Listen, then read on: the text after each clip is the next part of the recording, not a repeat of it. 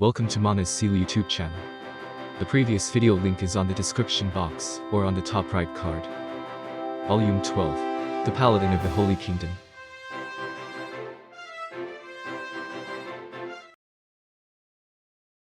The group of people forged through the night towards a prison camp. They had decided to adopt the Sorcerer King's suggestion of attacking the prison camp by the shore, which was as far from their base as possible. It would be easier to hide their tracks by the sea, and given the distance, they would be able to buy some time before the enemy verified the location of the Liberation Army after the attack. However, there was a problem. If it was too far, the chances of being spotted by enemy scouts was very high. Therefore, they decided to attack the furthest prison camp within their travel range. Nia asked a question of the Sorcerer King, who was riding a horse beside her. "Your Majesty, we will be making our approach on horseback until we reach the village. Are your preparations complete?" But of course. However, I did not hear much about the operation details. What sort of tactics will they use? I do look forward to it. You look forward to it. Cuckoo, I'll be able to see some of the Holy Kingdom's tactics at work. What abilities will they use to break down the camp gates? Or will they fly over the walls and infiltrate through the air? I doubt they will be so unwilling to let me see that. The thought that they might have an ability I have not encountered excites me. The Sorcerer King will surely be disappointed, Nia thought uneasily. The Holy Kingdom's basic siege tactic was to launch a two-pronged attack with angels from the air and infantry from the ground. They would probably do the same thing this time round. Or rather, they did not have the manpower to do anything else. Nia looked at Remedios. Practically all of the Liberation Army's fighting power was now advancing. The captain raised her lance, from which the Holy Kingdom's flag fluttered in the wind. "Let's go." "Oh." The captain spurred her horse, which began to move, and the paladins followed behind her. There was still some distance from the village, so they could not go at a full gallop, but a trot. The paladins are carrying freshly cut logs. Are they battering rams? Yes. Our Liberation Army only has paladins and priests. Nobody is skilled at opening doors or other infiltration skills. Therefore, all we can do is mount a frontal assault. Our captain is a skilled swordswoman, but for breaking down gates, tools like that would be faster. So they're not using magic, but seek to physically break it down with a battering ram. Aren't they going to use ladders or the like? Can the magic of paladins carry them over walls? There were several broad types of spells, like arcane, divine, and spiritual. The magic that the paladins use fell into the other category, and they typically cast spells in the form of blessings. Dark knights, who were fallen paladins, also used blessing spells. From what Nia had seen and heard, there were no spells which let them make ladders. I apologize, but I have never heard of such magic before. Neither have I. That said, I have heard that there are some paladin spells which allow them to fly, although those are of quite a high tier. Is that so? You even know about paladin spells. Truly, he was the Sorcerer King. He possessed great knowledge even about spells he could not cast. That's because the enemy might use them. It took a lot of effort to memorize every spell there was. Since I was not talented, I had to make up for it with hard work. The more you know, the closer you are to victory, although that was what a friend told me. She could not believe what he said about having no talent. However, there was something more important that she had to say. "Your Majesty, if you have any strategies to recommend, I will relay them to our captain."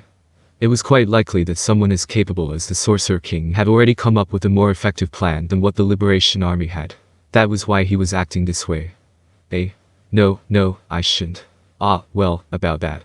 Liberating this prison camp is not my job, but yours. Attacking these prison camps is the first step in finding a better way to do things. They need to realize that themselves, which is why it must be done this way. The Sorcerer King was right. Or rather, everything he said was right. However, just for today, Nia wanted to borrow the Sorcerer King's strength.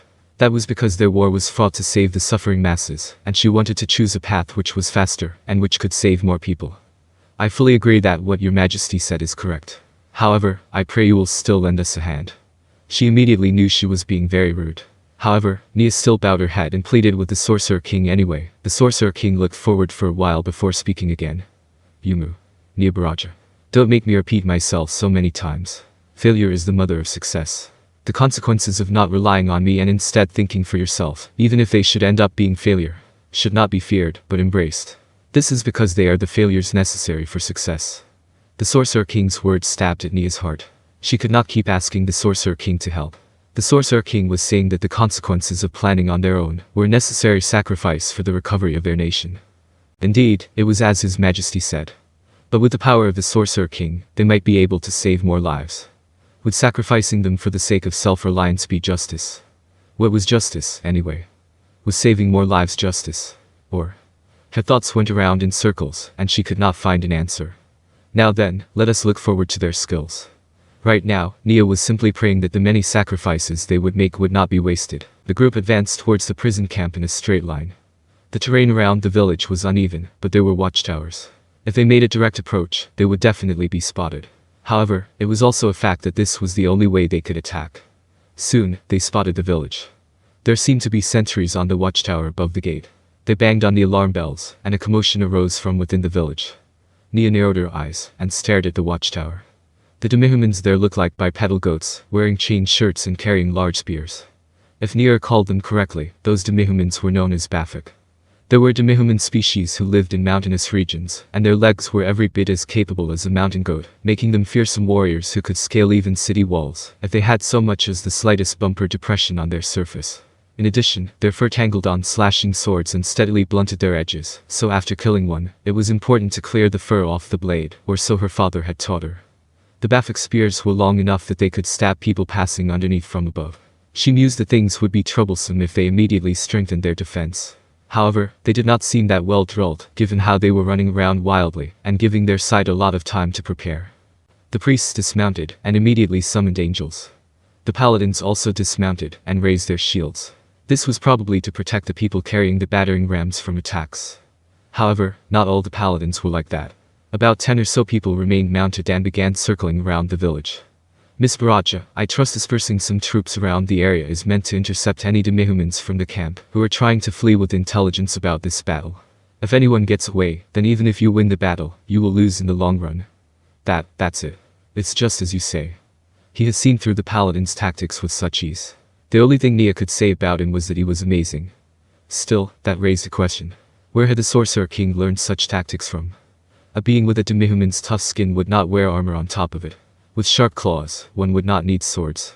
Humans wore armor and carried swords because of their fragile bodies. If there was no need to rely on one's wits, then tactics would naturally be unnecessary too. Why did the overwhelmingly powerful Sorcerer King know of siege tactics? Your Majesty, may I know where you acquired such knowledge? By knowledge you mean, my predictions just now. Those tactics were taught to me by one of the friends I mentioned before. After that, I tested them out in live combat. Well, I learned a lot of things, but I didn't expect them to be put to practical use here. Since he was your Majesty's friend, surely he must have been very strong too. Oh yes. Well, his strength was not in melee or magic, but in another field. In that sense, I have not yet attained his level of strength yet. Hoo-hoo, the Sorcerer King laughed happily.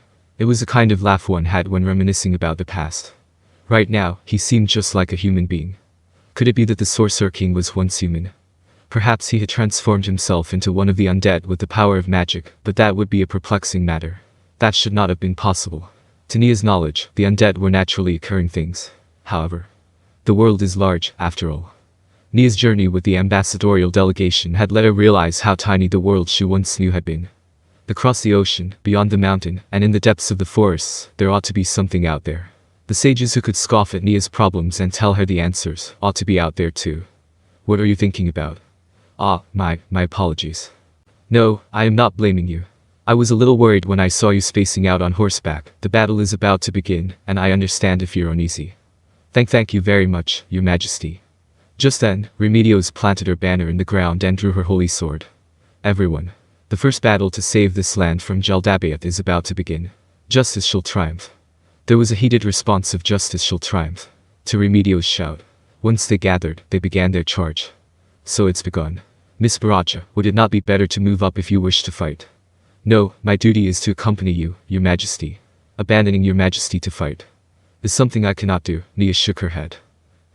Is that so? Then let's talk about something else. You haven't lent that weapon to anyone else, have you? Not even once. This is a weapon I borrowed from Your Majesty.